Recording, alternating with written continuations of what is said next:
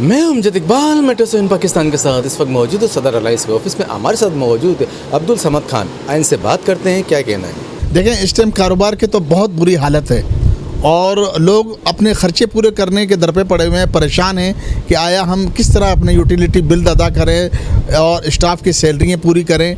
तो और मज़ीद यह है कि रमज़ान शरीफ जब आ रहा है तो इसमें हुकूमत को चाहिए कि कम से कम खाने पीने की अशिया पर जो है चेक एंड बैलेंस रखें।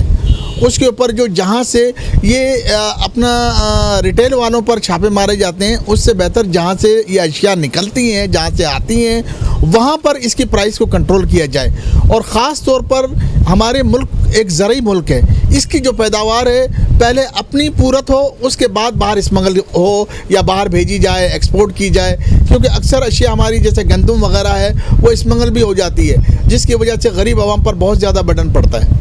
देखें, दुकानदार किससे निकालेगा? वो आवाम से निकालेगा। एक आम आदमी पे जब 18% टैक्स लगा है तो वो किस पर जाएगा? आम आदमी पर मुंतकिल होगा।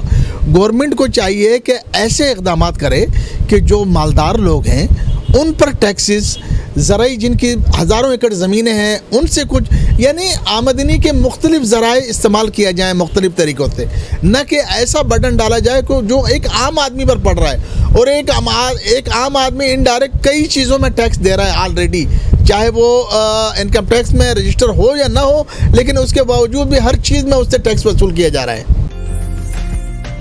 उम्दा में पकाएं और जी भर के खाएं।